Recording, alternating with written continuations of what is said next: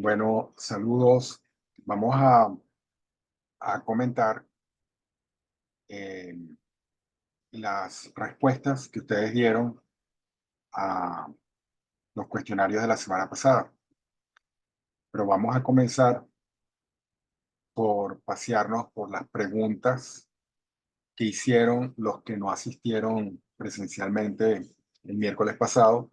Y también al final vamos a ver algunas de las preguntas que quedaron sin responder de la clase pasada en la conexión de Zoom. Bueno, preguntaban, ¿cuál es el potencial de suelo del Esequibo? ¿Es posible que parte de la lucha por la soberanía se deba a sus recursos naturales? No, realmente yo no creo que la lucha, o sea, el reclamo de Venezuela tenga que ver por sus recursos naturales, porque es un reclamo que viene del siglo XIX. Eh, Hoy en día sí hay un tema del petróleo que está en la plataforma continental del Esequibo, que Guyana está explotando, y actualmente también, desde hace ya décadas, el tema del oro, porque en el Esequibo, la base geológica de ese territorio, que es el escudo guayanés, es muy rico en oro, y de hecho Guyana, en el territorio Esequibo, explota mucho más, tiene mucho más actividad minera que incluso que la que tiene Venezuela en el estado Bolívar dentro del arco minero. ¿De qué forma son precisamente protegidas las regiones protegidas? Bueno, para protegerlas, primero hay que tener una base legal, hay que tener leyes y por supuesto hay que tener una autoridad. En el caso de Venezuela, existen normas, incluyendo una, un tratado internacional del cual hablaremos un poco en algún momento en el curso, y una institución que es el Instituto Nacional de Parques, que es el encargado de proteger a los parques nacionales. Según se ha investigado, la fosa de Cariaco no posee oxígeno ni luz debido a su profundidad, dificulta la existencia de vida. Sí, ciertamente en las fosas marinas, mientras más profundo a mayor profundidad se encuentra, pues no penetra la luz del sol y hay unas condiciones de anoxia o de poco oxígeno. Sin embargo, allí viven hay seres vivos ahí, hay peces, hay una cantidad de seres vivos que están allí y que forman parte de esos ecosistemas y que están adaptados a esos ecosistemas. ¿Cuál es la región con más parques nacionales? Bueno, de eso veremos en el curso, pero probablemente la región Guayana. ¿Hay alguna razón por la cual aparece que el movimiento de placas tectónicas en Venezuela parece ser más estable? No, no. Bueno, realmente el hecho estable, si nos comparamos, por ejemplo, si comparamos a Venezuela y la sismicidad de Venezuela comparada con la sismicidad de Chile o de Perú, que están en el borde de donde colisionan las placas del Pacífico y la placa sudamericana, pues esa es la razón, pues estamos atrapados dentro de dos plagas que probablemente se están moviendo menos, mientras que todos esos países que están en el borde del contacto de las placas del Pacífico y la placa sudamericana, ese borde, ese contacto tiene mucha más actividad. ¿Qué tanta restricción hay en función de los parques nacionales? Ya que se observa actualmente que en algunos de ellos existen actividad comercial, sobre todo turística. Bueno, de todo eso hablaremos en el curso. Si se tiene un espacio que es declarado como parque, puede en un futuro cambiar de estatus, dejar de serlo o es algo que es irrevocable. Bueno, también hablaremos de eso, pero en principio es irrevocable. Pero por supuesto, como toda ley y como toda actividad humana, es susceptible de ser modificada, pero la filosofía es que los parques nacionales sean a perpetuidad. Y en algunos países ha ocurrido, no en Venezuela afortunadamente, que parques nacionales han sido luego desclasificados, en el sentido de que han dejado de ser parque nacional por alguna decisión legislativa de ese país. Pero en el caso nuestro, yo creo que hablaremos de un caso en particular que hubo, pero fue porque era un área que no tenía condiciones para ser parque nacional y digamos que fue declarada parque nacional por error. pero eso prácticamente que no cuenta. Pero en principio, la vocación de los parques nacionales es de ser a perpetuidad. En mi carrera de urbanismo hemos estudiado un poco acerca de los parques nacionales, las zonas de protección.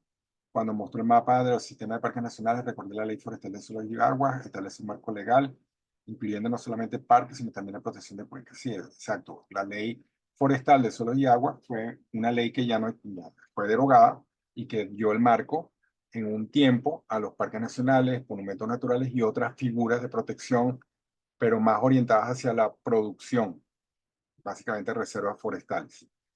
Esa ley ya no está, fue sustituida por otra, la ley de bosques, la ley de aguas, pero en cualquier caso, sí tenemos una legislación que ampara los parques nacionales, eh, solo que no es una legislación, vamos a decir, específica, sino que las normas están distribuidas en distintos instrumentos, en distintas leyes. Y bueno, yo creo que vamos a proponer una clase específicamente para hablar del tema de la base legal. ¿Por qué en zonas relativamente cercanas entre sí existen ecosistemas tan distintos? Por ejemplo, los distintos tipos de bosque en el estado Bolívar y Amazonas. Bueno, eh, la proximidad, por ejemplo, si tú estás en una zona, si tú tienes una montaña y tienes todas las montañas, una montaña abrupta, como por ejemplo puede ser un tepuy, que la diferencia, por ejemplo, imagínense el Salto Ángel o el Aullantepui, la diferencia de altitud entre desde el punto más alto de donde cae el Salto Ángel hasta el punto más bajo son 1000 metros, es 1 kilómetro. Obviamente, y si tú lo ves en un mapa, el, el, el borde, la separación entre el ecosistema que hay en el tope del Tepuy y la que hay y el ecosistema que está en la base, en la parte plana abajo, fuera del Tepuy, pues en un mapa es 1 milímetro. O sea, no. Sin embargo, en la realidad, pues el desnivel es lo que hace que condicione que en un cambio, en un desplazamiento relativamente corto sobre el mapa, tú puedas ver cambios tan abruptos. Entonces, bueno, eso depende básicamente de los cambios no son continuos necesariamente y sobre todo en un país o en un paisaje que tiene, que es montañoso. Ahí los cambios bruscos de ecosistema, brusco en el sentido cartográfico, pues, pero porque realmente sí hay una continuidad, aunque como te digo, en el caso del Tepuy es fácil verlo, que es un caso como muy extremo, donde tú lo que tienes abajo una selva tropical, calurosa, y de repente tienes un farallón de rocas, sobre esa roca también hay ecosistemas, hay comunidades, y de repente llegas al tope, pero por ejemplo tienes muy poca, sobre un farallón de roca vertical tienes muy poca vegetación que se pueda anclar allí, pero de repente cuando llegas arriba, al borde, al tope, te encuentras con una meseta relativamente plana, con otro tipo de vegetación totalmente diferente. Así que bueno, eso es posible. Aquí es posible que la huella humana es más leve en las regiones del interior hacia el sur del país. La huella humana sea más leve debido a la forma en la que el ser humano ocupó el país. Bueno, exacto, ese es el mensaje que yo les quería dar con la presentación. Es que la huella humana depende fundamentalmente de la historia del ser humano allí. Entonces, la, la actividad humana en los últimos 500 años ha sido mucho más activa en el norte de Venezuela, en la zona montañosa del norte de Venezuela. Y no solamente en los últimos 500 años, sino como vimos también, probablemente eran las zonas más pobladas en el mundo indígena, en el mundo eh, pre-europeo, en la América pre-europea. Básicamente las zonas más pobladas de lo que hoy es Venezuela eran los Andes. En los Andes hay muchísimos vestigios de una ocupación humana bastante importante antes de la llegada de los españoles. En los mapas de vegetación se mencionó que en el área rayada es intervención respecto a la vegetación original, pero principalmente por el hombre, y en el otro mapa también se muestra área intervenida. Esas intervenciones son porque son áreas utilizadas, exacto. Ese rayado en el mapa lo que quiere decir es que allí hay un mosaico de distintos tipos de vegetación productos de la intervención humana. Es decir, se pone en raya, se pone rayado, es porque cartográficamente ya es imposible, no tiene sentido ponerse a mapear cada pedacito de bosque que queda, cada pedacito de vegetación original, sino que ya es un mosaico de pedazos de remanentes de vegetación original y pedazos de vegetación modificada por la mano del hombre. Aquí, considerando el asentamiento humano del Paleoindio en Falcón como el más antiguo, ¿qué elementos pueden indicar o dieron indicios para ese señalamiento, para que hubo asentamientos en tal época? Bueno, porque hay evidencia arqueológica, es decir, se hicieron excavaciones en esa zona, se encontraron yacimientos arqueológicos o eh, paleontológicos de huesos humanos probablemente, no recuerdo los detalles, pero seguramente eran básicamente restos humanos. Esos huesos humanos fueron datados con metodología científica y se determinó la edad de, de esos restos. Y por ahí es que se sabe la edad o el tiempo de esos restos. Por lo tanto, por ahí se infiere que desde esa época hay seres humanos poblando en lo que hoy es Venezuela. Bueno, vamos a ver algunas preguntas que quedaron de los que asistieron a clase. No hay ninguna zona que clasifique como santuario de fauna silvestre. No, sí la hay. Lo que pasa es que la figura de santuario de fauna silvestre es una figura que eh, ha sido poco utilizada porque probablemente ha sido poco comprendida. Eh, una cosa se piensa por el nombre, o sea, cuando se habla de santuario pareciera que es algo intocable, pero cuando tú vas a la ley, que es la ley de protección a la fauna silvestre, que la define, te das cuenta que el santuario es básicamente un parque nacional. Tiene como los mismos objetivos que un parque nacional, solo que lo regula otra ley. Pero sí hay un santuario de fauna silvestre, que son una serie de cuevas que hay en la península de Paraguaná, que fueron decretadas. Eh, ya veremos también que el tema con las áreas protegidas, que los parques nacionales en Venezuela han tenido un desarrollo tan importante históricamente que prácticamente han dejado minimizado a otro tipo de figuras como son los refugios, las reservas y los santuarios de fauna silvestre. Ajá, es entendible el que varias de las zonas de protección sean del Amazonas, porque según tengo entendido, la Amazonía en sí es considerada el pulmón del mundo, pero podría explicar un poco el por qué esto es así. Bueno, porque esencialmente el sur de Venezuela está muy deshabitado. O sea, la densidad poblacional al sur del río Orinoco es extremadamente baja y como habían pocas, eh, vamos a decir, pocos conflictos, pocas contradicciones a la hora de declarar un parque nacional, porque no hay mayor población que esté afectada por eso, entonces por eso que los distintos gobiernos en Venezuela en el pasado han tomado la decisión de proteger grandes extensiones. Además de que de por sí, hay que admitir que lo que hay al sur del Orinoco es mucho más espectacular como para ser denominado parques nacionales que lo que hay al norte del Orinoco. Ese 23% de parques nacionales que comenta incluye en su totalidad son parques preservados completamente o también están incluidos algunos que hayan sufrido contaminación por el hombre. Bueno, ya veremos a lo largo del curso que hay algunos parques nacionales que han sido rescatados, o sea, que son producto del rescate o de la restauración de impactos anteriores que habían sido bastante negativos, como el caso de Morrocoy, ya se los adelanto. Entonces, no necesariamente para declarar un parque nacional necesitas que sea un ambiente prístino, no contaminado, absolutamente no tocado, ¿no? Muchas veces la figura de parque se usa también para recuperar alguna zona que se considere que todavía es rescatable y que con la medida de parque nacional se puede lograr su recuperación. Aquí ¿dónde se encuentra el cóndor en la Sierra de la Culata? Mérida es considerado un refugio de fauna silvestre. O sea, ¿dónde se encuentra el cóndor? Bueno, los que hayan ido a Mérida y han pasado allí por el sitio que se llama Mipafi, cerca, más arriba de Apartaderos, saben que allí se exhibe un cóndor y tal. Y hubo un proyecto de reintroducción del cóndor de los Andes. Y los cóndores son animales de alto de un alto desplazamiento geográfico, es decir, un cóndor, primero es el ave voladora más grande del mundo, tiene una autonomía de vuelo bastante grande, entonces en un día en pocas horas puede desplazarse varios kilómetros bien lejos, entonces uno no puede decir que esté en un solo parque nacional. Si todavía existen cóndores, silvestre, que es probable que sí existan algunos, en Venezuela con seguridad no están solamente en el Parque Nacional Sierra de la Culata, sino también en el Sierra Nevada y probablemente en algunos otros parques como el Páramos del Batallón, que son los que tienen mayores altitudes. Eh, pero no creo que un parque nacional sea suficiente para conservar a una especie como esta. Pero creo que de esto también tendremos oportunidad de hablar o de ver en algún video en el curso.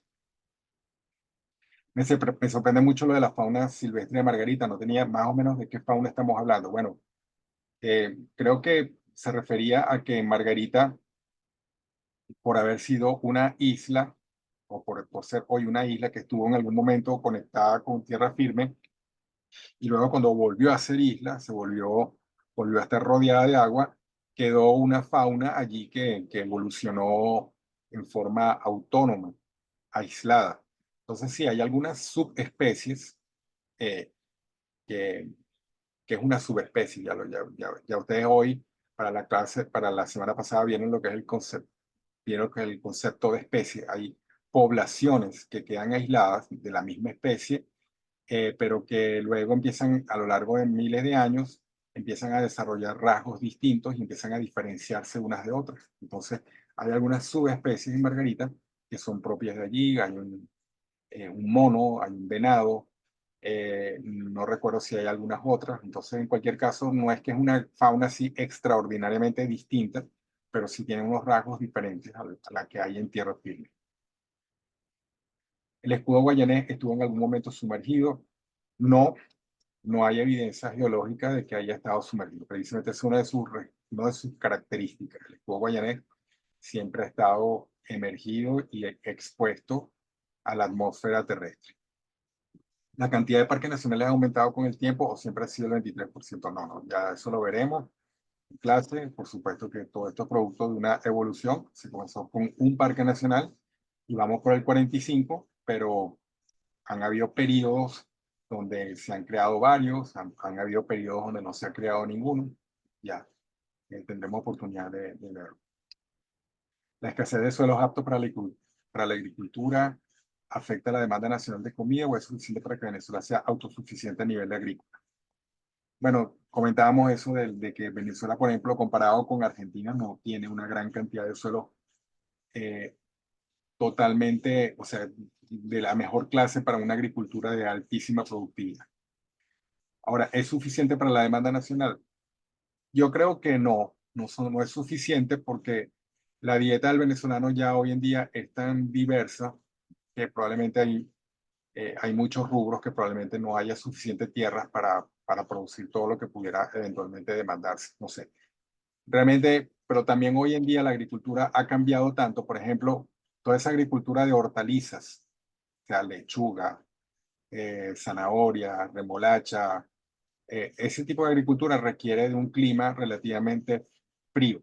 Es por eso que las zonas que más producen hortalizas propiamente es la región de los Andes. Entonces, sin embargo, hoy en día, en condiciones de semiartificiales, es decir, por ejemplo, en galpones cerrados, con riego controlado, con nutrientes incorporados y controlados, vamos a decir, técnicamente, es posible que tú puedas producir rubros que un poco independientemente del clima, incluso refrigerados o con cierto tipo de modificación del clima, de las variables físicas que impactan sobre una planta. Entonces, hoy en día casi que se puede producir, me parece que claro, el tema es los costos. Por ejemplo, producir rubros que son de tierras templadas en una tierra caliente, probablemente eso incremente muchísimo los costos. Pero yo diría, o sea, yo no soy experto en el tema, yo diría que Venezuela tiene el potencial para autoabastecerse en una gran cantidad de rubros, por lo menos en los rubros fundamentales de la dieta del venezolano, como maíz, arroz, carne de vacuno, carne de porcino. Hay muchísimos rubros donde Venezuela en algún momento en su historia ha sido un gran productor. Por ejemplo, sorgo, arroz, maíz, ganado, ganado porcino y ganado vacuno, por mencionar solo algunos. Actualmente los parques nacionales cuentan con un apoyo de los entes gubernamentales. Me causa curiosidad, ya que lo que se conoce como el Parque de la Llovizna en el estado Bolívar se encuentra muy deteriorado. Bueno, la Llovizna, o el Parque Cachamay, ahí en Ciudad Guayana, no es un parque nacional. Pareciera que tiene la pinta de ser un parque nacional porque, por lo hermoso que es el paisaje, las caídas de agua, pero no es un parque nacional. Eso estuvo administrado en un tiempo por la CBG, por algún otro organismo, no sé si hoy en día por la alcaldía o por el gobierno de la gobernación, no sé, pero no es un parque nacional. Los parques nacionales sí tienen una institución de la cual hablaremos, que es el Instituto Nacional de Parques. La diferencia entre los parques nacionales y los monumentos naturales es que los parques se encuentran sumamente protegidos y los monumentos naturales tal vez en menor escala. No, esa no es la diferencia. Ya veremos cuál es la diferencia entre parques y monumentos. Es un tema más de las características que tiene el espacio y dónde quieres poner el énfasis y el foco en la conservación. Si es en un ecosistema o si es en un rasgo específico de ese paisaje. Entonces, y en el fondo, tanto los monumentos como los parques nacionales son casi iguales estrictamente estrictos en su grado de protección. Incluso había una tendencia a pensar que los monumentos naturales eran más estrictos aún que los parques nacionales. Bueno, entonces con esto ya respondimos las preguntas de lo que tiene que ver con, con la asistencia a la clase pasada. Ok, pasemos ahora a ver el cuestionario de los conceptos y lo que ustedes respondieron. O sea, fueron 3 conceptos que yo les pedía que investigaran: concepto de ecosistema, de especie biológica y de biodiversidad. Bueno, todos buscaron conceptos adecuados con su referencia. Vamos a ver, en cuanto al concepto de ecosistema, yo escogí uno aquí para comentar. Que es un autor clásico de la enseñanza de la ecología, Odum. Un ecosistema es un sistema biológico constituido por una comunidad de organismos vivos, se llama biocenosis, y el medio físico donde se relaciona. Eugene Odum define el concepto de ecosistema como un sistema biológico constituido por 2 componentes principales: la biocenosis, que son el conjunto de organismos vivos, y el biotopo, que es el medio físico donde se encuentran los organismos vivos, donde hay que incluir la luz, el agua, el aire, el suelo, el clima, los factores químicos, etc. En sí, los ecosistemas son sistemas complejos y dinámicos y están en constante cambio. Los organismos vivos interactúan entre sí, formando redes alimentarias, cadenas tróficas, interacciones que permiten que los nutrientes circulen por el ecosistema y que la energía se mantenga. Bueno, sí, este concepto está bien, y lo que yo quiero es que pretendo es que ustedes recuerden siempre que cuando hablamos de ecosistema estamos hablando de un sistema complejo de interacciones entre seres vivos, entre sí y entre esos seres vivos, y una cantidad de variables físicas, el espacio, y esas variables físicas fundamentalmente se traducen o condicionan la transferencia, el transporte de energía y materia, básicamente. Entonces, el otro punto del concepto de ecosistema es que y que es algo que no está aquí en la definición y que yo se los quiero recalcar, es que no es un concepto que tenga una relación que sea cartografiable. Es decir, muchas veces un ecosistema es es una idea, es una aproximación a una situación compleja que se está dando, pero muchas veces no tenemos cómo decir que un ecosistema llega hasta tal punto y de ahí en adelante es otro. Por ejemplo, si nosotros tenemos un vaso, imagínense ustedes que toman un vaso de agua y le echan un poquito de nada, lo agarran, un vaso de agua de chorro, y lo ponen en una ventana, y lo dejan ahí por 3 meses, y de vez en cuando le van echando agua para que se reponga el agua que se evapora, es muy probable que al cabo de 3 meses ustedes vean que allí hay algas, incluso que hayan larvas de zancudos, y todo está contenido en un vaso de vidrio. Ese vaso de vidrio con todo lo que hay allí, con ese cuerpo de agua, con los insectos que colocaron huevos allí, las larvas que están viviendo allí, cumpliendo su ciclo de vida. No sean pregúntense, por ejemplo, de dónde vienen las semillas, por llamarlas de alguna forma, que dieron lugar a esas algas filamentosas que ustedes van a ver que se forman allí. Incluso puede que vean algún insecto acuático ya adulto. Es decir, todo ese mundo es un ecosistema. Todo ese sistema de interacciones que se están dando en ese vaso de agua es un ecosistema. Pero el mismo concepto de ecosistema es aplicable, por ejemplo, al río Orinoco. Al río Orinoco desde sus cabeceras hasta su desembocadura en el océano Atlántico. Entonces imagínense un río tan gigantesco con todos sus afluentes, con toda la inmensidad de fauna y flora asociada a ese río, también es un ecosistema. Entonces el concepto de ecosistema es adimensional en el sentido de que no es simplemente una idea de la complejidad de las relaciones que se dan, pero muchas veces no es fácil ponerle un coto. Uno, por ejemplo, puede decir, bueno, el páramo, el páramo del tope de las montañas, ¿es un ecosistema? Sí, es un ecosistema.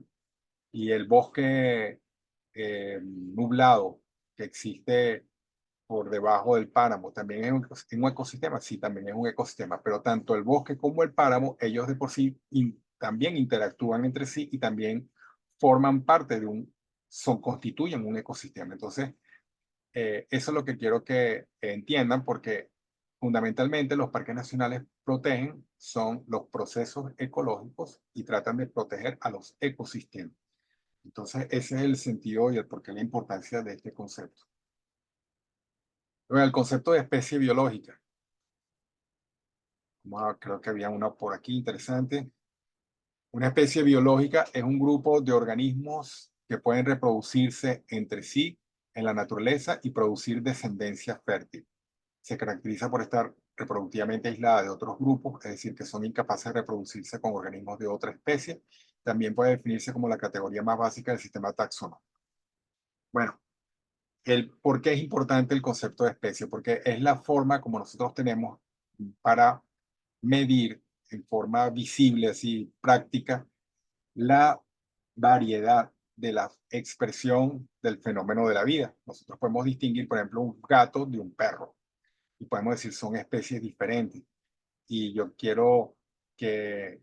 me parece que tenemos que luchar o trabajar para impedir, por ejemplo, que los gatos se extingan o que los perros se extingan. Entonces, igualmente nosotros cuando podemos visiblemente tener una noción y diferenciar a una entidad biológica completa a nivel individual, tenemos que darnos cuenta que el concepto de especie es el que nos da esa posibilidad de hacer esa distinción. Por ejemplo, yo le digo a ustedes, en los bosques de la Simón Bolívar hay 120 especies de aves registradas.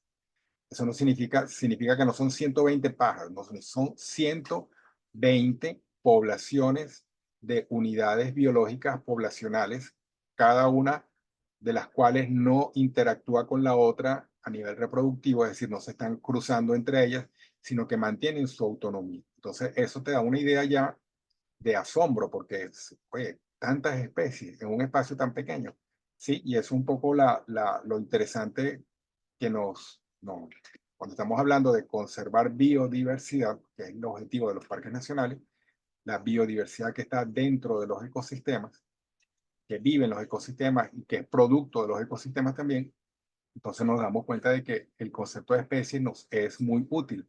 Por ejemplo, un cóndor es una especie, un oso frontino es otra especie. Eh, Dentro de los osos hay 8 diferentes especies de osos en el mundo, en distintos lugares geográficos, que no, en teoría no se cruzan entre sí porque no tienen la posibilidad de hacerlo geográficamente. Pero si tú los metes en una jaula, por ejemplo, pones un oso negro americano, o como se ha hecho un oso frontino y un oso tibetano, un macho y una hembra, es posible que tengan una descendencia. Pero esa descendencia probablemente, es decir, tengan hijos, probablemente esos hijos no sean fértiles. Y ahí es cuando uno se da cuenta, ya en los hijos, de que hay algunas barreras biológicas entre esos dos tipos de seres vivos.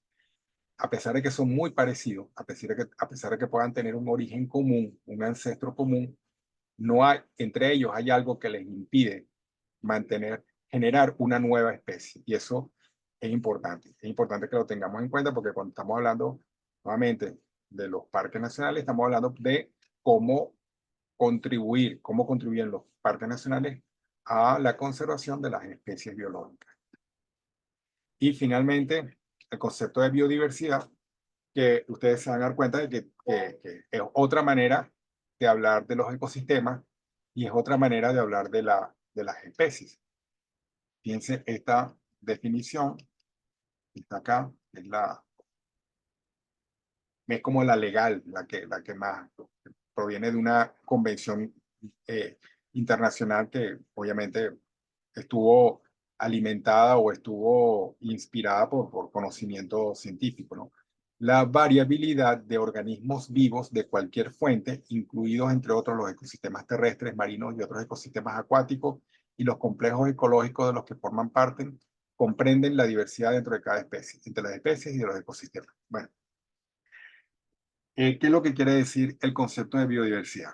Es que es la totalidad de la expresión, es la totalidad de las distintas formas como se expresa el fenómeno de la vida, eh, desde el nivel más macroscópico posible, que es el del ecosistema, hasta el nivel más básico posible, que es el de los genes.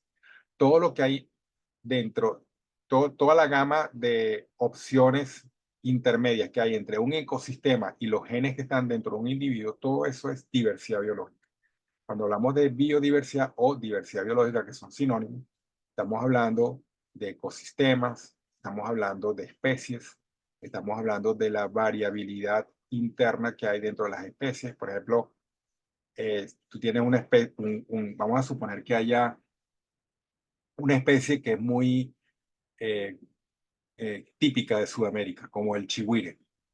Ustedes todos, me imagino que tienen una imagen de lo que es un chigüire, pero chigüires hay en Venezuela, hay en casi todos los países de la América tropical, hay chigüires, por ejemplo, en Argentina también.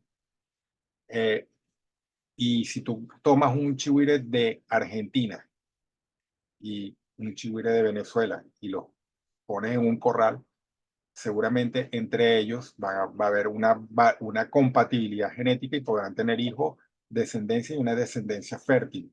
¿Eso qué significa? Bueno, que son la misma especie, pero si tú le haces un mapeo genético al chigüire de Argentina y le haces un mapeo genético al chigüire de Venezuela, te vas a dar cuenta de que no coinciden 100%. Hay diferencias y esas diferencias forman parte de la diversidad biológica. Por lo tanto, si tú quieres conservar la especie, no solamente debes conservar la especie en Venezuela, sino que también tienes que asegurarte que la especie, donde quiera que tenga diversidad o variabilidad, también sea conservada. Por lo tanto, también si no somos si nos interesa la conservación de la especie chigüire, pues también nos interesa la conservación de la especie en todos sus espacios geográficos, en todos los espacios geográficos donde hay una distinción o un rasgo genético particular. Entonces, nuevamente, biodiversidad es toda la manifestación de los seres vivos desde su unidad genética básica, que puede ser un gen o incluso fragmentos del ADN, hasta su expresión más macroscópica, que puede ser un ecosistema. Todo el fenómeno de la vida, de las formas de vida, interactuando, interaccionando dentro de todo ese espectro, es lo que se llama biodiversidad. Entonces, ¿por qué es importante el concepto de biodiversidad? Porque los parques nacionales, así como buscan proteger ecosistemas, por ende, están protegiendo especies biológicas y quieren proteger especies biológicas, y por ende están buscando proteger la biodiversidad. Entonces, estos tres conceptos nos dan eh, el objeto, el foco de interés fundamental de los parques nacionales.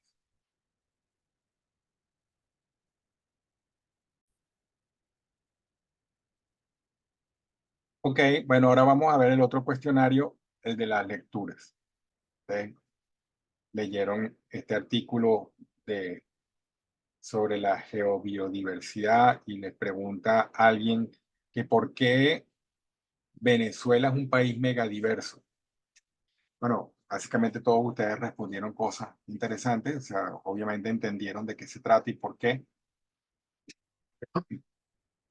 Ahora yo les quiero dar como una visión de por qué Venezuela es un país mega diverso. Si ustedes tomaran una tabla, hicieran una tabla del número de especies que hay vamos a suponer, de aves, país por país en el mundo, ustedes pueden hacer como un gráfico luego, ¿no? Eh, pueden hacer como un gráfico de histograma, un histograma, decir, por ejemplo, países que tienen más de 1000 especies de aves, países que tienen entre 500 y 1000 aves, países que tienen entre 0 y 500 especies de aves. Si ustedes hacen como un gráfico de ese tipo, unas estadísticas, sacan unas estadísticas de ese tipo, ustedes pueden encontrar un promedio, incluso pueden sacar y decir, bueno, el número de especies promedio por país en el mundo es de 600 especies, por decir algo. Ustedes van a encontrar que Venezuela está en el extremo más alto de cualquier estadística que ustedes tengan que sacar sobre biodiversidad. Eh, de hecho, en el grupo de aves, concretamente, Venezuela está dentro de los 8 primeros países en el mundo con mayor número de especies. Eh, y si lo hacemos con cualquier grupo biológico, Venezuela siempre va a estar por encima del promedio, muy por encima del promedio, y si hacemos algún índice de totalidad, tratando de expresar en un número la biodiversidad, entendiendo la biodiversidad como número como riqueza de especies, o sea, mientras más número de especies mayor o más rico, siempre vamos a encontrar que Venezuela va a estar entre, para ser como muy poco optimista, entre los 20 primeros lugares en el mundo. En algunos grupos está dentro de los 5 primeros, en algunos grupos está entre los 10 primeros, y en algunos grupos está entre los 15 primeros. Entonces, ¿qué es lo que significa eso? Mega diversidad. Mega diversidad, diversidad muy grande, riqueza muy grande. Entonces, eh, eso es lo que significa que Venezuela es un país mega diverso. ¿Y por qué es así? Bueno, por lo que hemos visto en la clase pasada, por la diversidad de relieve que tiene, por la diversidad de climas que tiene y por estar en la zona tropical, porque en general la zona entre los trópicos, la zona alrededor, la franja, la faja alrededor del Ecuador, es la región del planeta que tiene mejores condiciones para que haya una explosión de vida, porque las temperaturas anuales son menos variables, no hay extremos de extremo frío y extremo calor, sino que todo el año es más o menos calientico. Y en las zonas tropicales, en general, llueve bastante. Entonces, tienes disponibilidad de agua, tienes estabilidad en la temperatura, tienes temperaturas relativamente altas. Y además de eso, estamos en América. Entonces, el estar en América, como ustedes vieron por todo el tema de la deriva de las placas continentales, le dio a América una unicidad. Tiene una fauna y una flora que son distintas, tienen grandes elementos que son distintos del resto del mundo. Entonces, por todo eso, Venezuela es un país mega diverso.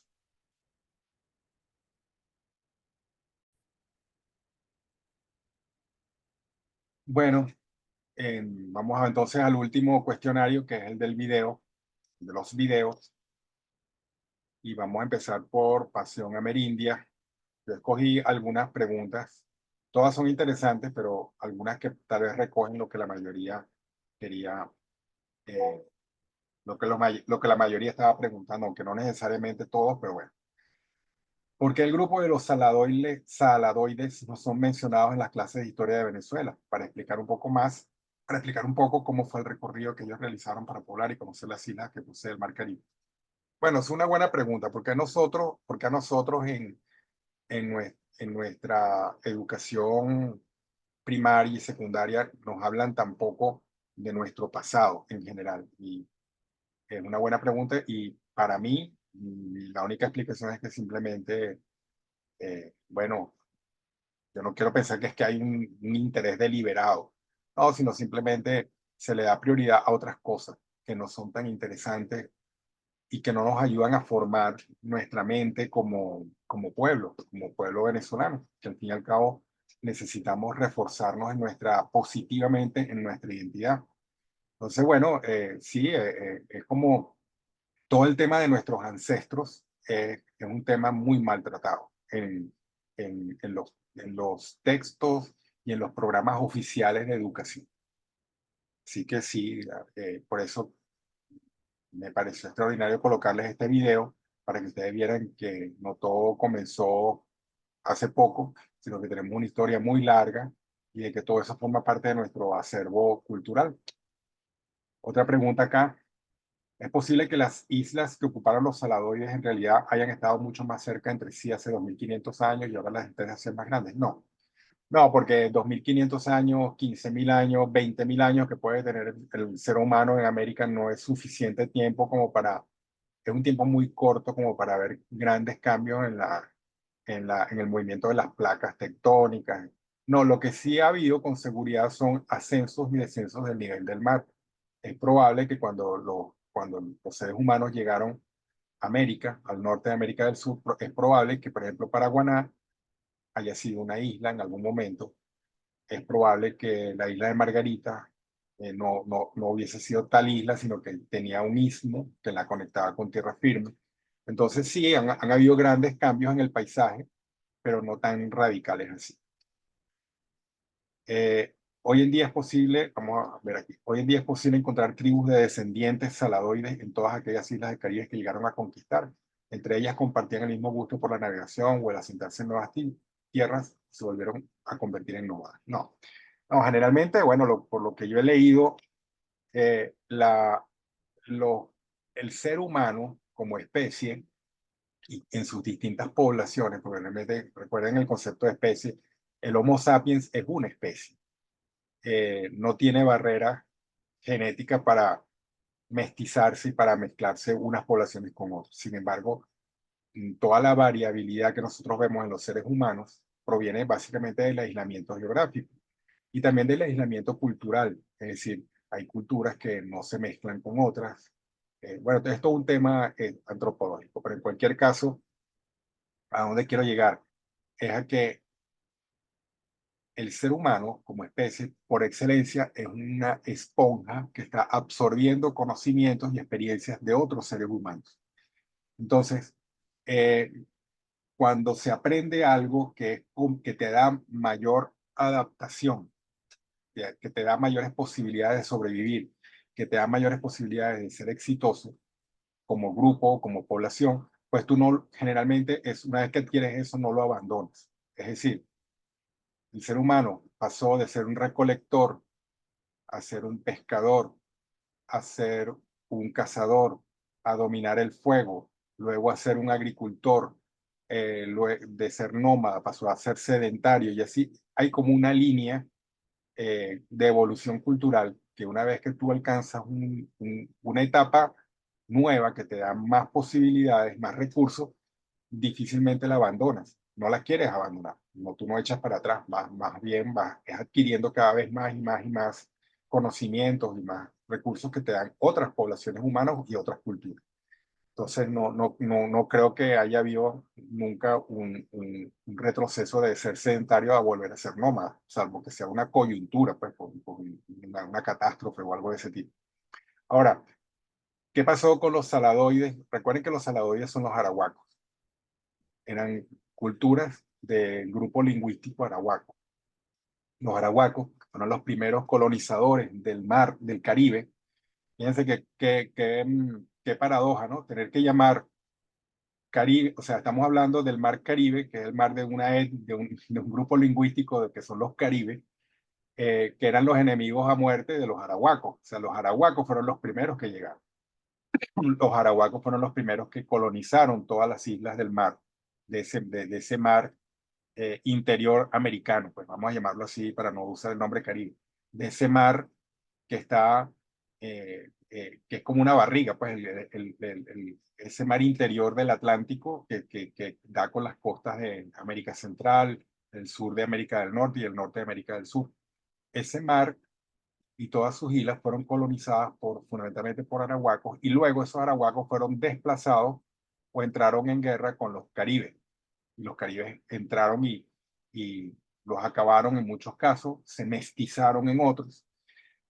Esos arahuacos, no sé si ustedes conocen el término taíno.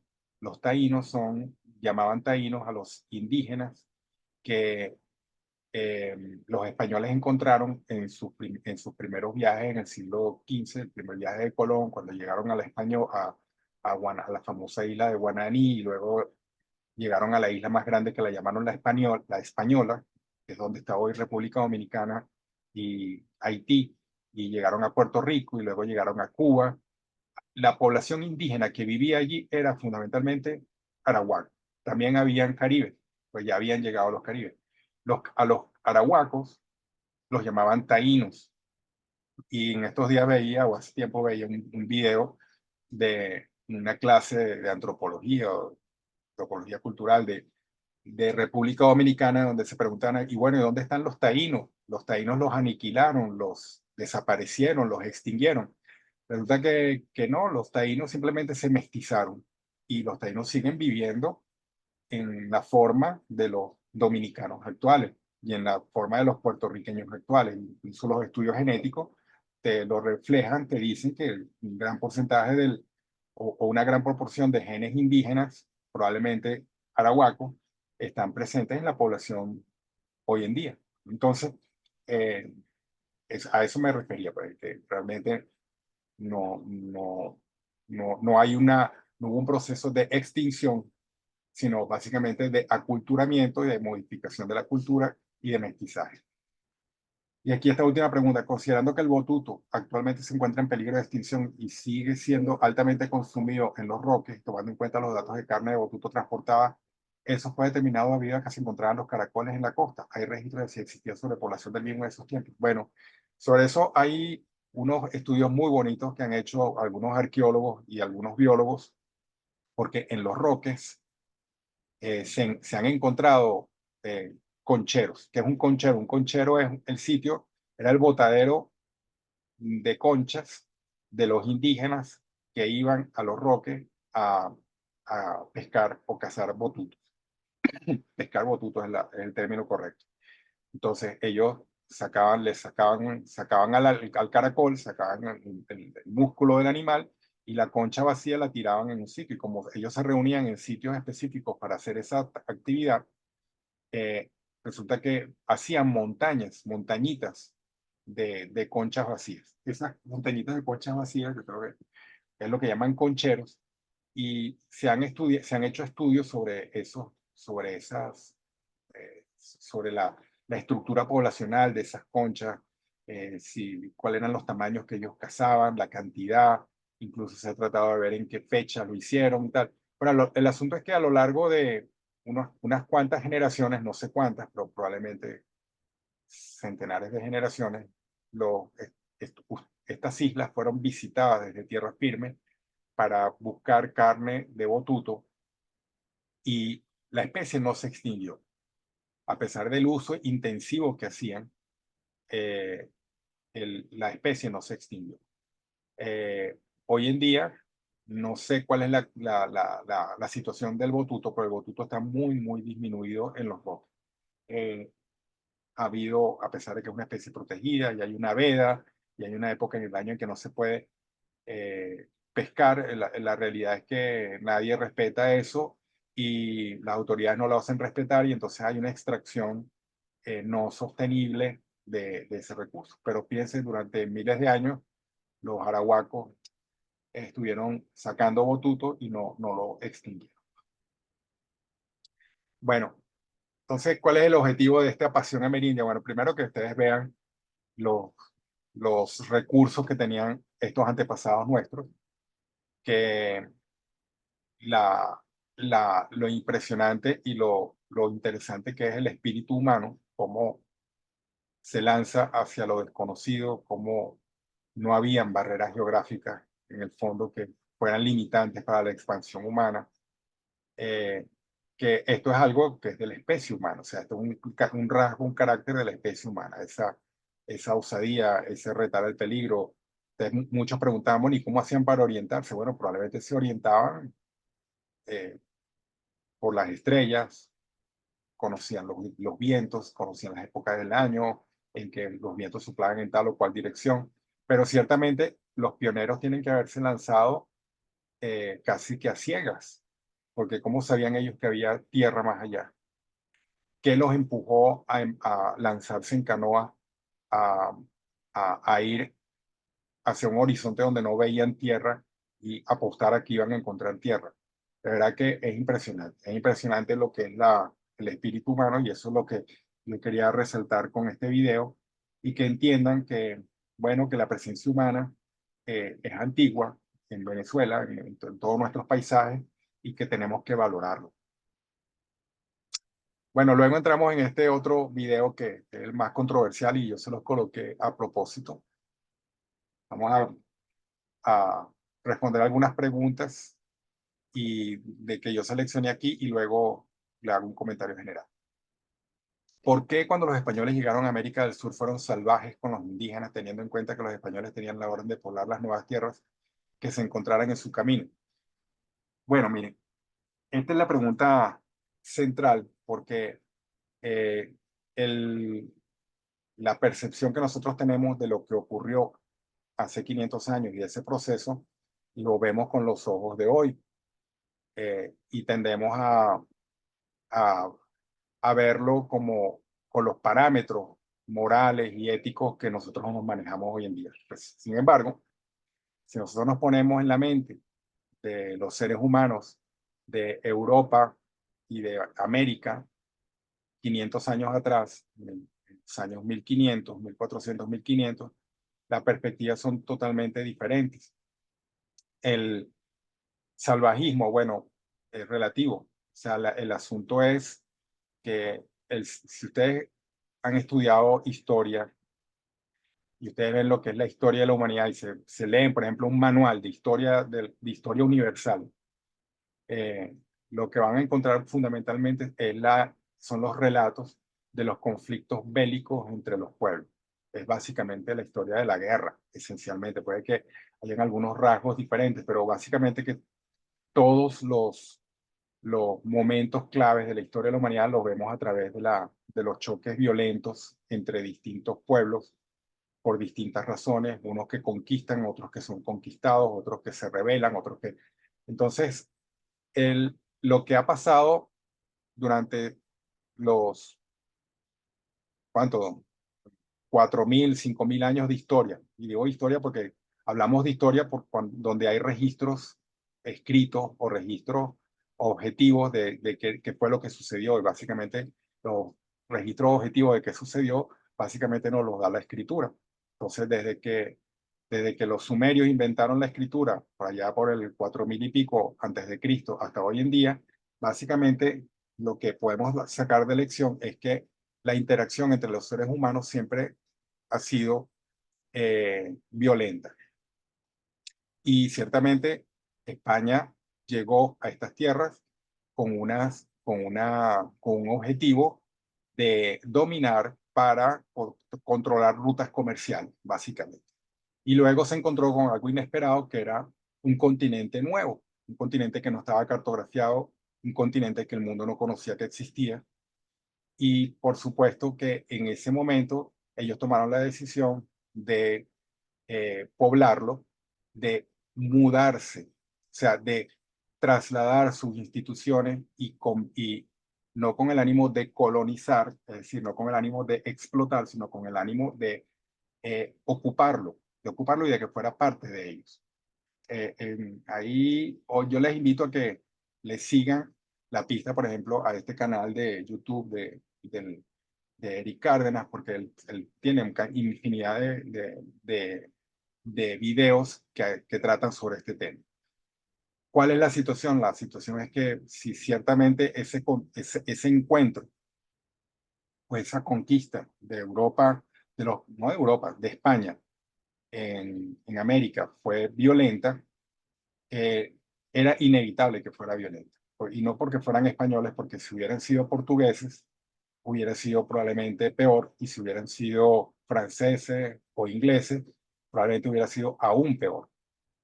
Todavía los españoles era, era una monarquía que estaba muy condicionada, muy sujeta a los principios del cristianismo y de la religión católica, y eso hacía que ellos se cuestionaran y que pusieran los elementos de juicio del cristianismo por delante. Por ejemplo, en algún momento, los reyes de España, los reyes católicos, se cuestionan si lo que ellos están haciendo es justo o no a los ojos de Dios.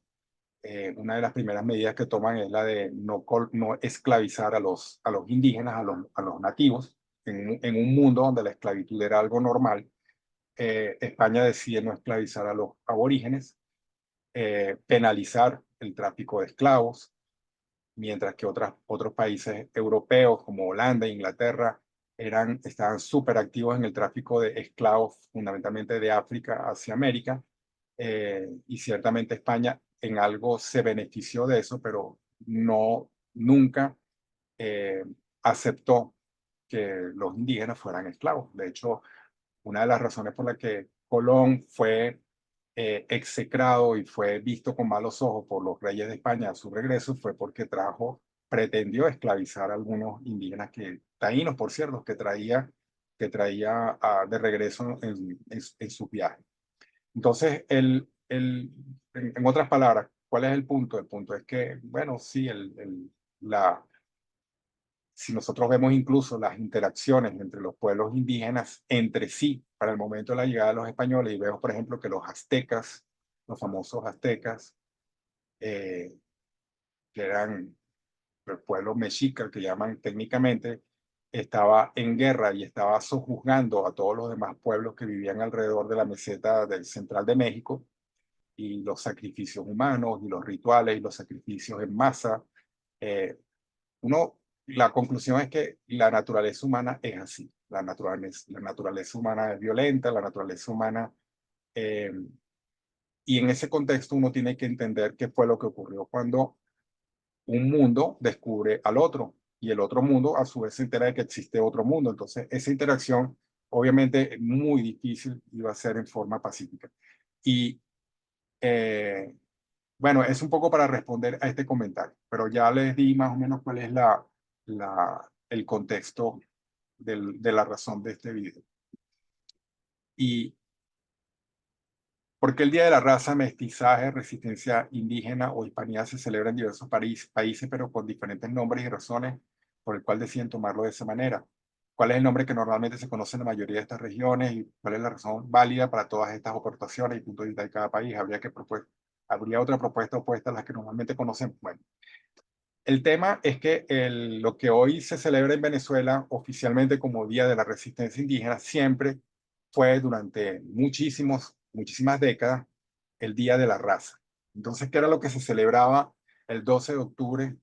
Era el encuentro de Europa con los pueblos americanos y la construcción de una nueva realidad humana, de una nueva cultura, que probablemente utilizaban un nombre equivocado, que es el nombre de la raza, porque el nombre de raza es un término que hoy en día ya no es aceptado, no es bien visto, pero básicamente era una nueva configuración eh, cultural de la especie humana que se estaba dando en América por el mestizaje entre españoles y indígenas, y luego con el aporte africano, porque también hubo el mestizaje africano, y todo eso se dio a partir de un 12 de octubre de 1492, en el momento en que este señor pisa tierra en una isla de, la, de las actuales Islas Bahamas, que se llamaba Guananí, y bueno, y de ahí ustedes saben ya el tema.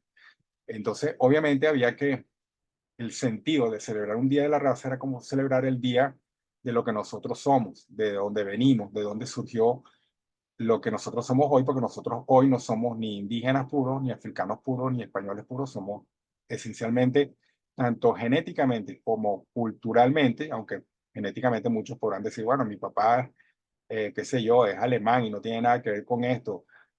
Bueno, sí, yo soy hijo de alemanes y yo particularmente tengo muy poco de mestizaje, pero es que la historia del ser humano, incluyendo aquellos que se llaman alemanes, también es una historia de mestizaje. Si nosotros, eh, lo que se dio en América se ha dado infinidad de veces en distintas partes del mundo. Se dio en Europa desde tiempos inmemoriales, porque Europa no fue más que la sucesión de distintas oleadas de distintos pueblos del Asia Central, y de antes de los indoeuropeos, luego de los mongoles, luego de los hombres que venían del norte, y todo, y así, no es más que la sucesión de unos mestizajes, capas sobre capas de mestizaje de distintos tipos. Y el que se dio en América, bueno, obviamente es como el que nos interesa a nosotros, y es por eso que había que mencionarlo de alguna forma. Entonces, cuando se le cambia el nombre y se le pone el Día de la Resistencia Indígena, aquí hay un objetivo político. El objetivo político es hacernos olvidar de qué es lo que se celebraba y meter un elemento de, nuevamente, de, de ruptura, hacer el énfasis en lo doloroso o en lo negativo que fue para cierto, para un sector de la humanidad, que era el de los indígenas que estaban aquí, el haberse encontrado con los españoles. Pero nuevamente fue doloroso y fue difícil y fue duro para ciertos grupos indígenas, pero no para todos. Por ejemplo, hablábamos de los arahuacos. Cuando los españoles encuentran en lo que hoy es Venezuela, se dan cuenta de que hay distintos grupos indígenas que hablan lenguas diferentes. Se dan cuenta que toda la zona central y oriental está dominada por los que ellos llaman caribes, y que el sector occidental está dominado por lo que ellos llaman arahuacos, que tienen formas de ver el mundo diferentes, que ven que arahuacos y caribes son enemigos entre sí. Pues los arahuacos contribuyen positivamente con el esfuerzo de la conquista de los españoles. Y lo mismo ocurrió en México. Por ejemplo, eso está muy bien documentado y está requete probado de que la conquista de México por parte de Hernán Cortés fue hecha por un grupo de unos pocos cientos de españoles, pero con un ejército de probablemente más de 100.000 indígenas de otros grupos étnicos que eran esclavos y habían sido esclavos de los aztecas y que se rebelaron contra los aztecas y que vieron en la llegada de los españoles una oportunidad de sacudirse el yugo azteca. Entonces, ¿a quién benefició? ¿A quién perjudicó? Son palabras que, ¿sabe? Tal vez son puntos de vista que son difíciles que no se pueden responder, y que hay que verlos más bien con un sentido de qué era lo que se dio en la época, y sobre todo de darnos cuenta de lo que nosotros somos hoy en día y de dónde venimos, y mm, darnos cuenta, tener conciencia del proceso que se dio. Bueno, aquí, hasta donde conozco, todas las historias de encuentro de dos mundos, por darle un nombre, han caído en conquista, colonización y violencia. Por ejemplo, India, UK, Estados Unidos, UK es Reino Unido, España, la mayoría de los países sudamericanos, Francia. ¿Existe algún caso particular donde no haya recurrido a estos métodos o se haya actuado de forma pacífica? Bueno, es interesante aquí precisamente el contraste entre lo que fue la conquista de América por parte de España y lo que fue la conquista de otra parte de América por parte de Inglaterra. También les invito a que busquen en YouTube conferencias y charlas de especialistas, historiadores, sociólogos, esencialmente donde España conquistó, hubo un mestizaje, y donde Inglaterra conquistó, no hubo mestizaje, sino que hubo eh, erradicación, por ponerle una palabra más neutra, pero que en el fondo es genocidio y es exterminio de los grupos indígenas.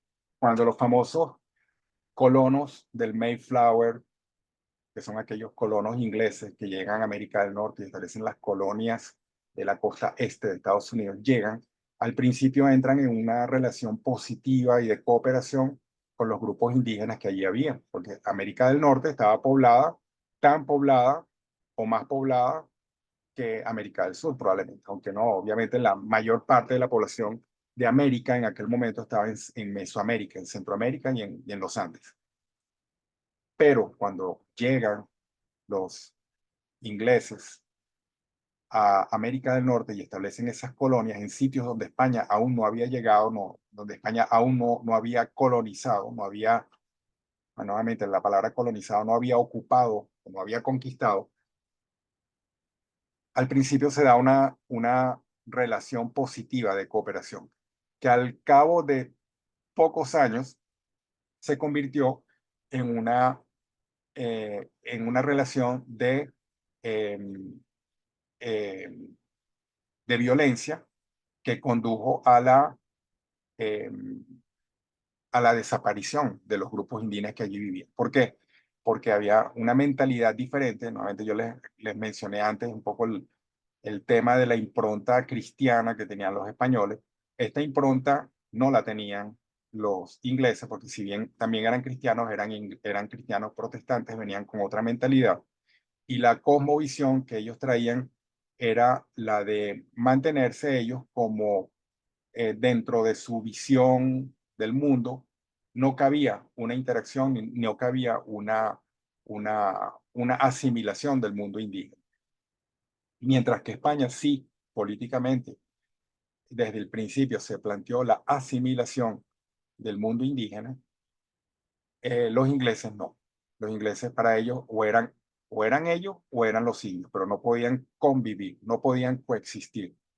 Y de hecho, todo lo que ocurre de ahí en adelante, desde el 1600 y pico, cuando llegan los primeros colonos ingleses a Norteamérica, de ahí en adelante lo que ocurrió fue un exterminio sistemático de todos los grupos indígenas que habían en el este de los Estados Unidos y en la zona central de Estados Unidos, hasta que llegan en contacto 2 siglos después, ya a principios del 1800, cuando arranca la expansión de Estados Unidos hacia el oeste, de los Estados Unidos de América ya como país independiente. Ahí en ese momento empiezan a encontrar ellos contactos, a hacer contactos con los indígenas que estaban ya españolizados y que ya habían entrado en contacto con el imperio español, que eran los que vivían en el oeste de Estados Unidos. Encuentran a indígenas a caballo, encuentran indígenas con armas de fuego, encuentran indígenas que eran cristianos, que hablaban español. Entonces, allí, a partir de ese momento, ya la relación, si bien la política de exterminio continuó, vinieron las reducciones en reservaciones indígenas. Entonces, si uno puede comparar objetivamente lo que fue el proceso de colonización de de los ingleses en América del Norte y lo que fue el proceso de asimilación y de ocupación de España en el resto de América, uno se da cuenta del contraste.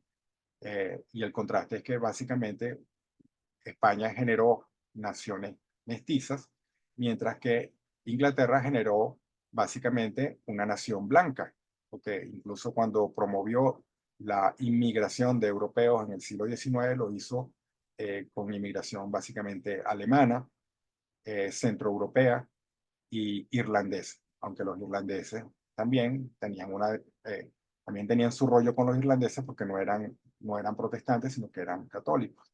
Entonces, bueno, esa es la realidad histórica y nuevamente eso tenemos que tenerlo en contexto para entender nuestra propia historia.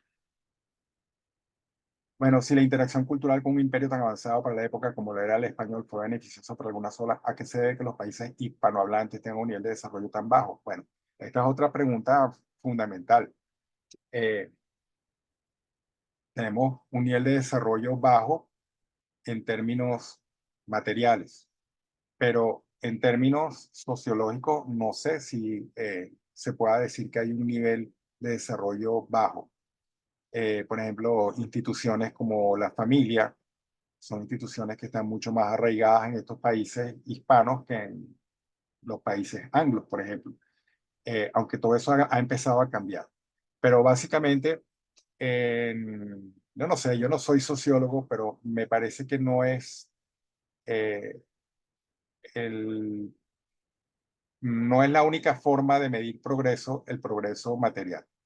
Nuevamente, si nos ponemos una perspectiva de lo que es justo y de la justicia, por ejemplo, vemos que las nuestras fueron naciones que fueron construidas no sobre el genocidio y el exterminio de los grupos locales o originales, sino sobre el mestizaje, mientras que las del norte fundamentalmente fueron sociedades trasplantadas de Europa a la tierra americana, y no hubo tal mestizaje. Entonces, yo creo que eso hay que mantenerlo en la mente para poder tener una visión objetiva. Bueno, nuevamente aquí, ¿hay algún pueblo indígena, un ejemplo, que haya convivido con los españoles durante un periodo prolongado y que se haya beneficiado de intercambiar conocimientos? Bueno, hay muchos ejemplos de pueblos indígenas americanos que se asimilaron a la cultura europea, que la adoptaron.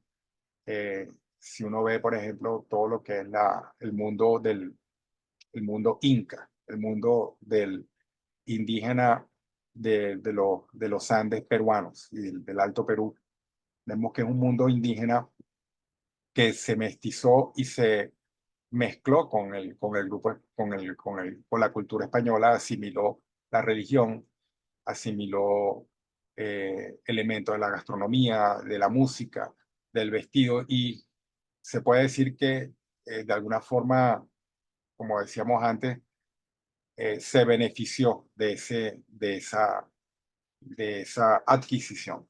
Eh, Nuevamente, la historia no es tan simple como que si hubo una interacción siempre pacífica o siempre violenta. Yo creo que eh, el- lo- los juicios hay que emitirlos como desde otra perspectiva, ¿no? Una perspectiva más amplia. Por ejemplo, eh, ¿qué pasó después de que España se fue a América? Que cuando llevamos el periodo de las independencias, ¿no? Principios del siglo XIX.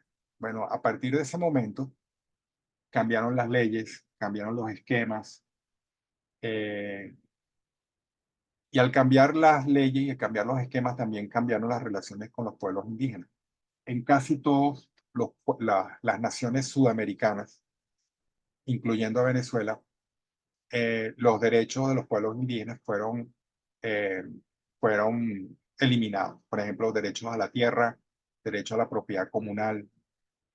Los nuevos dueños del país, los criollos básicamente, vieron aquí una oportunidad de deshacerse de todas esas leyes proteccionistas que España había implantado y que le reconocía a los indígenas cantidades de derechos para apropiarse de las tierras y de las tierras las tierras comunales de los indígenas, y para desconocer todo lo que había sido ese orden legal que se había creado durante 3 siglos. Entonces, incluso en algunos países, como en Argentina, incluso en México también, a pesar de que México es un país también, una fuerte base indígena, se libraron guerras y campañas para expulsar a indígenas de sus territorios y para ocuparlos, para ocuparlos, y básicamente más que para ocuparlos, para desconocer los derechos de propiedad y los derechos que España les había dado a los grupos indígenas. Sobre eso, precisamente, Eric Cárdenas también en su canal de YouTube tiene algunos ejemplos bien documentados de ese tipo de situaciones que cambiaron cuando cambió el modelo político en América a raíz de la independencia. Bueno, esta clase pareciera que es más de otro tipo de historia, sociología, no sé, pero nuevamente, ¿por qué vemos este video? Básicamente para entender que somos una nación que tenemos una identidad mestiza, que tenemos un origen, y que vamos a ver que en los parques nacionales existen, están fundamentalmente los grupos humanos originales, lo que queda de los grupos humanos originales que vivían en América a la llegada de los españoles y que tienen en los parques nacionales su refugio. Y eso es un elemento muy, muy importante, que tenemos que mantener a lo largo de todo el curso y sobre el cual vamos a hablar. Es decir, si bien Venezuela es un país mestizo y donde nos preguntamos, bueno, ¿y qué pasó con toda la población indígena que había antes? Bueno, toda esa población se mestizó, básicamente. Sin embargo, a pesar del mestizaje, hubo un pequeño porcentaje de la población indígena que no se mestizó y que se quedó aislada, relativamente aislada de lo que habían sido los acontecimientos durante 500 años y que aún sobreviven y perviven en algunos rincones de la geografía nacional.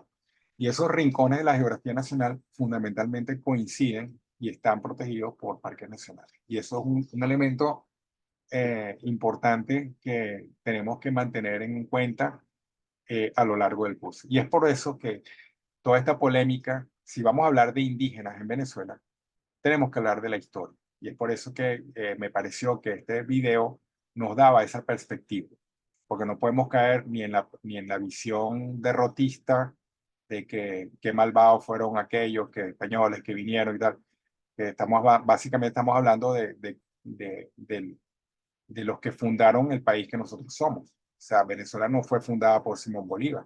Venezuela fue fundada por España. Venezuela es una realidad española que cambió de manos, que básicamente no cambió de nombre, como ustedes van a ver en un video que van a ver esta semana, y que tenemos que ser de alguna forma reconocer esa realidad y no inventarnos realidades que no existieron y no caer en posiciones extremas.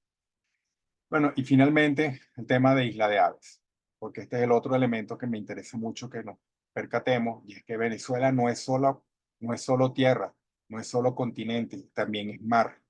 Y es por eso que Isla de Aves es un buen ejemplo.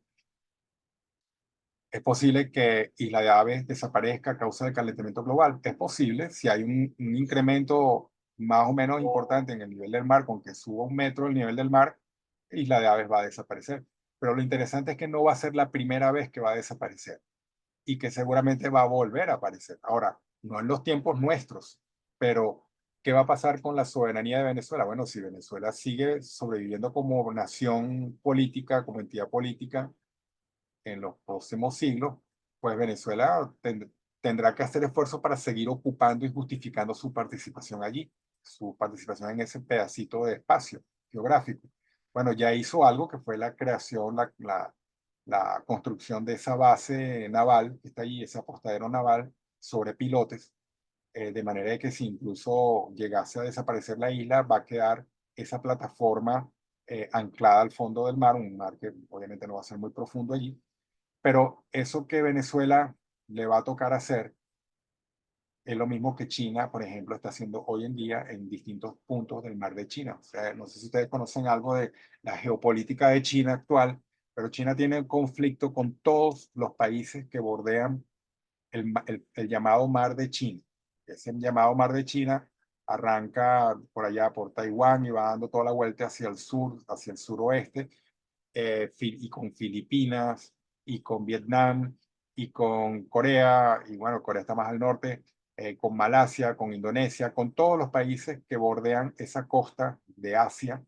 China tiene conflictos, y conflictos de distinto tipo, reclamaciones, así como Venezuela no ha terminado de delimitar su mar territorial con algunos países, China tampoco lo ha hecho.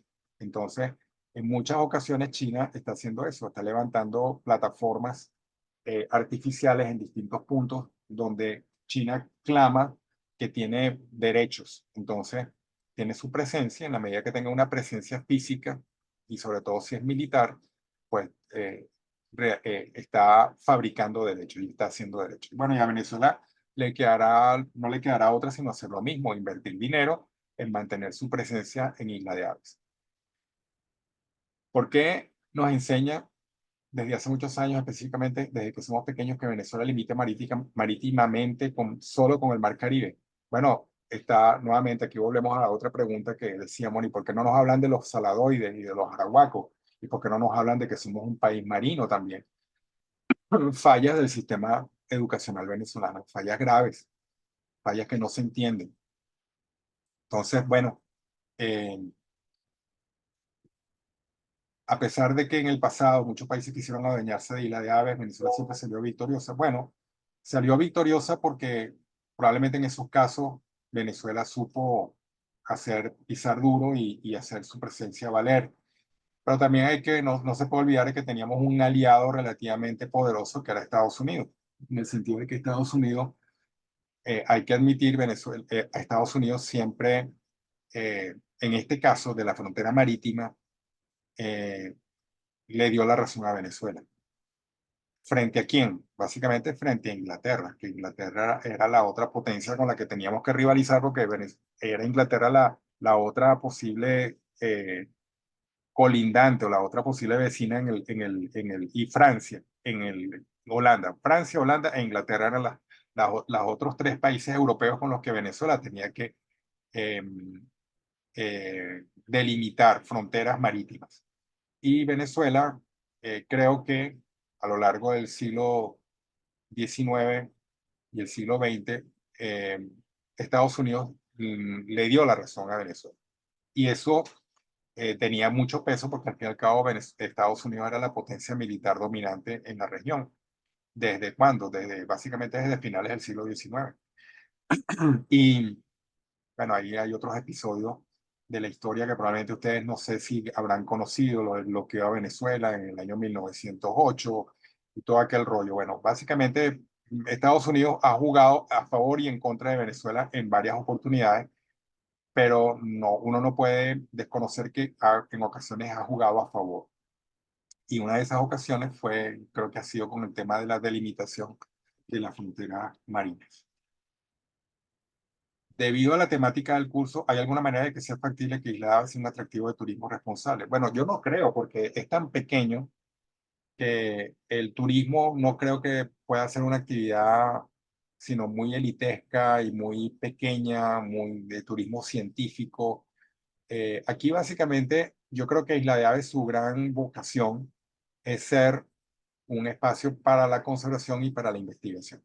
Y en esa medida Venezuela podrá tener la justificación para invertir y para estar allí.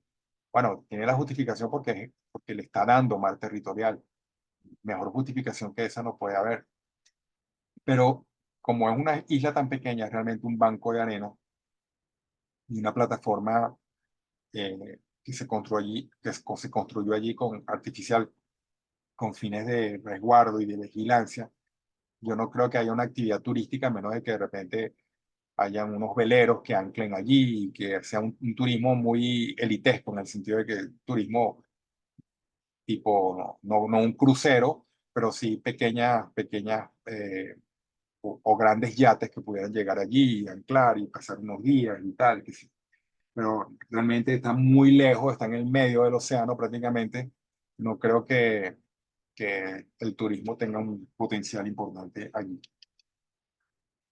Bueno, con esto ya cerramos, entonces bueno, se prolongó bastante el tema y eh, espero que, bueno, obviamente van a leer, van a escuchar esta grabación y sobre esto presentaremos algunas preguntas. Bueno, saludos.